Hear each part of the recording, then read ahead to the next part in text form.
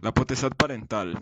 A lo que se refiere básicamente la potestad parental es que es el derecho, el deber y las obligaciones que tienen los padres frente a sus hijos, las formas de educar, las formas en que lo representen judicial y extrajudicialmente, además de poderles brindar una especie de asistencia moral y material. Bueno, continuamos con los efectos del ejercicio de la potestad parental. Podemos decir que esta crea una comunidad doméstica donde los principales miembros son los padres y los hijos. Otro punto podremos mencionar que aquí es donde se le otorgan los apellidos y la vivienda a los adolescentes.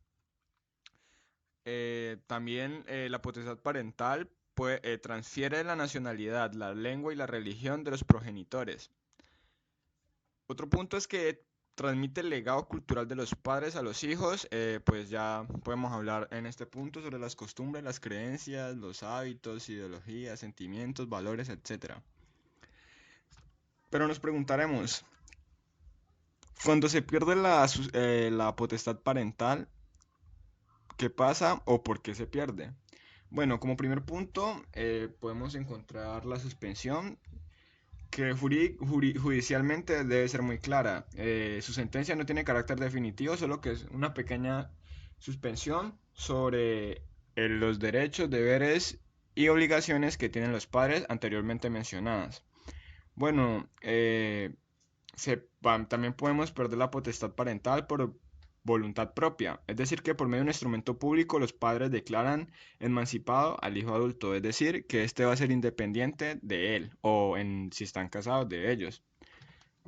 Como siguiente punto, tenemos que se pierde de una forma legal, es decir, que se hace la autorización de inmediato a la ley sin formalidad alguna, ni consentimiento de alguien, ni autorización del juez de familia en los siguientes casos, digamos, muerte real o presunta de los padres, matrimonio del hijo, cuando cumplen la edad adulta, y un decreto sobre la posesión de bienes del padre desaparecido. Y de forma judicial es declarada por el juez de familia a la petición del defensor o de cualquier pariente del niño o de oficio con base en una las causas en que pueden haber incurrido los padres o uno de ellos. Es decir, que judicialmente una persona puede defender un derecho fundamental del niño. Pueden darse casos como abandono del hijo, que pues como su nombre lo indica, es cuando cuando sus padres o uno de ellos lo abandonan y lo dejan a la merced del otro o simplemente los abandonan. Eh, ¿Qué sucede cuando se tiene una potestad parental sobre hijos extramatrimoniales? Es decir, que los hijos los padres del hijo no son biológicos o uno solo. Bueno,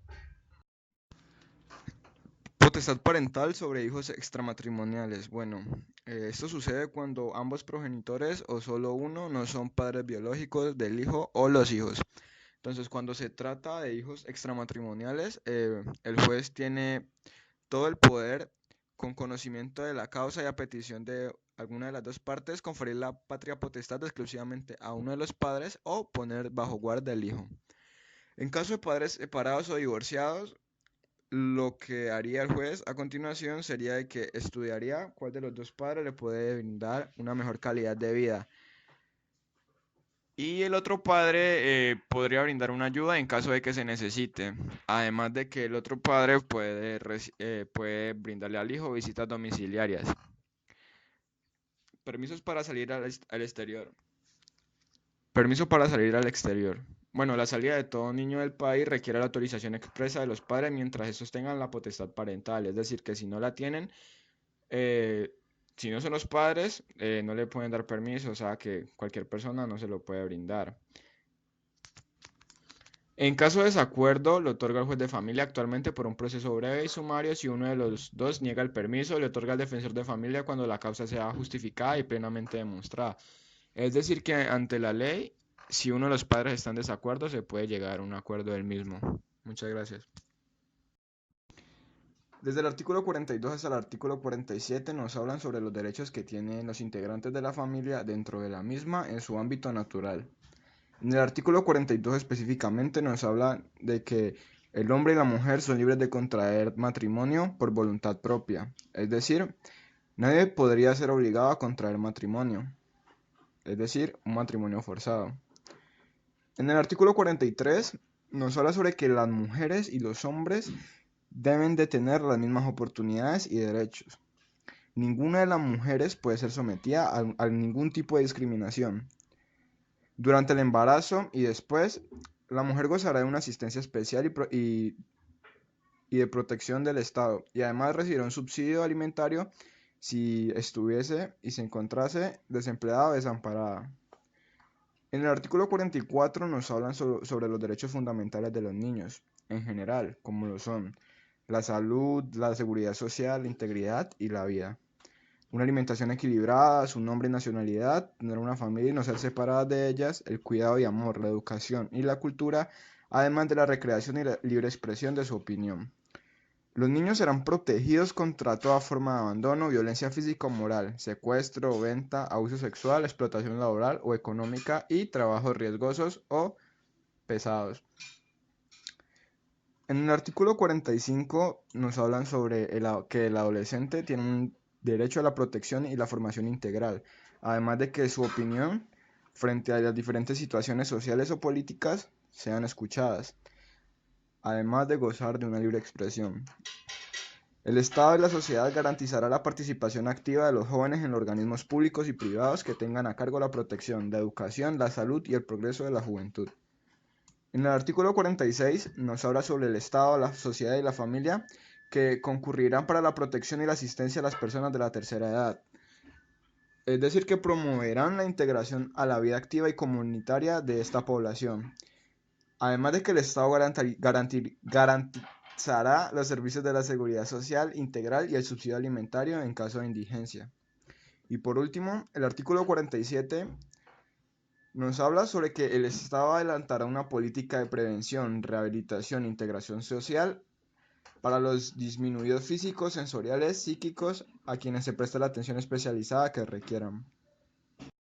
Obligaciones y derechos entre los cónyuges. Capítulo 1. Reglas generales. Entre las obligaciones de cónyuges tenemos desde el artículo 176 hasta el artículo 179. Podemos definirlo de la siguiente manera. Artículo 176. Obligaciones entre cónyuges, entre los cuales están obligados a guardarse fe, a socorrerse y ayudar mutuamente en todas las circunstancias de la vida. Continuando en el 177 tenemos el derecho del hogar, es decir, que el marido y la mujer tienen conjuntamente la dirección del hogar. Dicha dirección estará a cargo de uno de los cónyuges cuando el otro no lo pueda ejercer o falte. En caso de desacuerdo se recurrirá al juez o al funcionario que la ley designe. En el artículo 178 tenemos la obligación de cohabitación, es decir, que salvo causa justifica los cónyuges tienen la obligación de vivir juntos y cada uno de ellos tiene derecho a ser recibido en la casa del otro. En el artículo 179 tenemos la residencia del hogar, es decir, el marido y la mujer fijarán la residencia del hogar en caso de ausencia, incapacidad o privación de la libertad de uno de ellos. La fijará el otro. Si hubiere desacuerdo, corresponderá al juez fijar la residencia teniendo en cuenta el interés de la familia. Esto hace parte del capítulo 1 de las reglas generales de las obligaciones y derechos de los cónyuges. También podemos destacar que existen otros en los cuales se ven enfocados en la suplir a las ordinarias necesidades domésticas en proporción de las facultades de cada uno. También se conserva el capítulo 2 que habla de las excepciones relativas de la profesión o oficio de la mujer.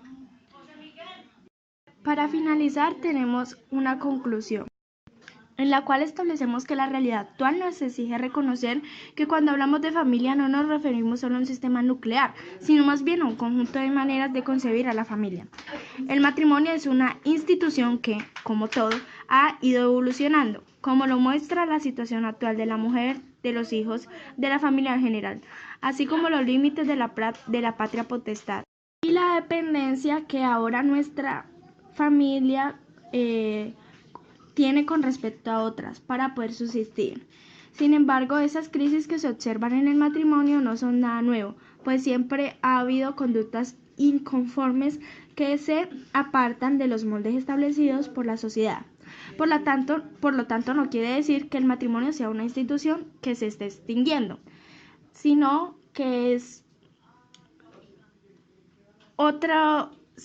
están dando en otro tipo de modelos. Por último, los cónyuges están obligados a contribuir, cada uno por su parte, a los fines del matrimonio, a socorrerse mutuamente en cuanto lo necesiten.